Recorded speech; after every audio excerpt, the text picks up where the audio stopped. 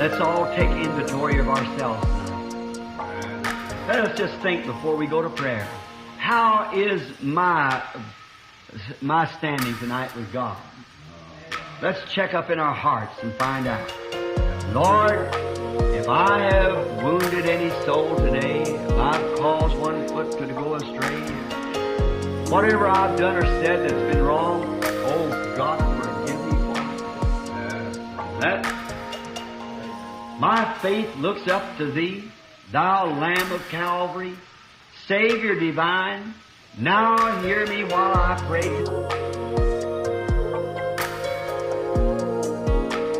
Segala perkataan, segala perbuatan kamu harus lakukan di dalam nama Tuhan Yesus. Dan hanya di zaman ini mempelai wanita tahu mana yang bisa, mana yang tidak. Amin.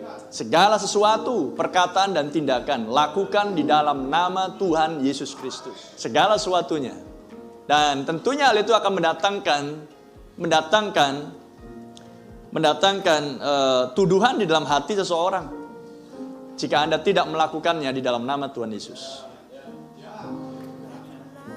Ada amin? Kolose 3 katakan, jangan saling mendustai. Bisa Anda lakukan di dalam nama Tuhan Yesus Kristus? Hanya nama itu yang menyelamatkan. Dan nama itu menebus. Karena itulah nama Sang Penebus. Itulah nama Sang Tuhan Pencipta langit dan bumi. Itulah nama Sang Hakim yang tertinggi, yang akan menghakimi setiap hati manusia. Amin. Sehingga Kolose 3 kita baca dari ayat 1 sampai 17. Dan ditutup dengan lakukan segala sesuatu di dalam perkataan dan tindakan di dalam nama Tuhan Yesus Kristus. Anda makan di dalam nama Tuhan Yesus Kristus. Anda bekerja, Anda berjalan, Anda berjualan, Anda berladang, Anda belajar, Anda sekolah. Amin. Anda bangun tidur, Anda mau tidur. Haleluya. Amin. Anda sakit, Anda sehat. Anda lakukan semua di dalam nama Tuhan Yesus Kristus. Renungkan hal itu. Tetapi ada hal-hal yang lain yang tidak bisa Anda lakukan di dalam nama itu.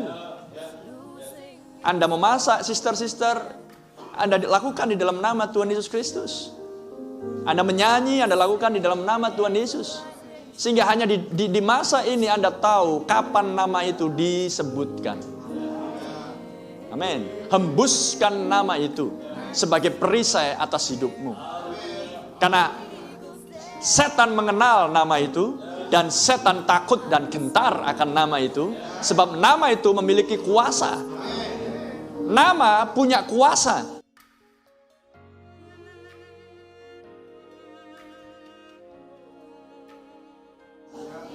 Amin. Seperti Saul. Saul tahu bahwa nama Nabi yaitu Samuel punya power. Sehingga dia pakai nama itu. Demi nama Saul dan Samuel. Tapi dia memakainya untuk tujuan kepentingan sesuatu yang tidak alkitabiah. Ada amin? Anda renungkan di sini. Ketika nama itu hanya bisa disebutkan untuk sebuah tujuan yang jelas. Sehingga Anda tidak bisa mengucapkan nama itu di sembarang tempat dan dalam kondisi yang seperti apa. Karena nama ini menjadi perbantahan dari zaman ke zaman. Dan nama ini sudah semakin dilecehkan oleh dunia ini. Lihat film-film Hollywood itu. Oh my God. Oh Jesus. Tapi itu sesuatu hal yang tidak alkitabiah. Nama inilah nama Sang Firman. Dan manusia hidup oleh setiap firman. Maka segala pikiran, perkataan, tindakanmu lakukan di dalam nama Tuhan Yesus Kristus. Amen. Anda mengusir setan di dalam nama Tuhan Yesus Kristus. Anda berdoa di dalam nama Tuhan Yesus Kristus. Anda tumpang tangan di dalam nama Tuhan Yesus Kristus. Renungkan hal itu. Karena mempelai wanita memiliki nama tersebut. Oleh pernikahan anak domba yang sedang berlangsung, maka nyonya Yesus Kristus yaitu mempelai wanita mengenakan nama tersebut. Haleluya, terpuji nama Tuhan. Sehingga tidak akan ada yang bisa menyentuh mempelai wanita karena nama sang suami ada di situ. Amin. Sama halnya dengan nama Indonesia menyertai akan duta besar. Amin. Maka tidak ada yang bisa menyentuh dia. Menyentuh dia berarti menyentuh akan negara tersebut. Itu ngajak perang namanya. Bisa nangkap yang saya maksudkan? Hanya di zaman ini, itulah sebabnya betapa kita ingin memastikan bahwa Anda dilahirkan kembali. Kamu mati di dalam Dia dan tersembunyi hidupmu di dalam Kristus. Pikirkan perkara-perkara yang di atas. Anda tidak bisa melakukan segala tipu daya, tipu muslihat, atau politik di dalamnya, atau kepentingan sendiri untuk tujuan kepentingan pribadi, dan kemudian menghalalkan berbagai cara dan melakukan hal-hal yang seperti itu di dalam nama Tuhan Yesus.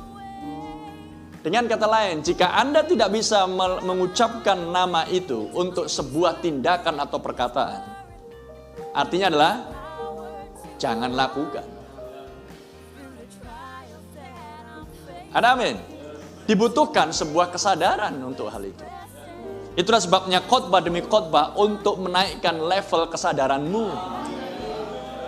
Sehingga segala sesuatu yang Anda lakukan adalah di dalam nama Tuhan Yesus Kristus. Nama yang paling memberkati dan nama yang paling diberkati. Haleluya. Renungkan hal itu. Mengerti yang saya maksudkan?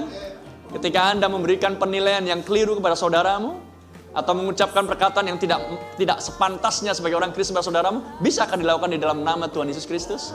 Jika tidak bisa, kenapa dilakukan? Renungkan hal itu. Amen. Kesadaran itu datang menerpa pikiran Anda. Manusia berpikir dalam hatinya. Ada amin?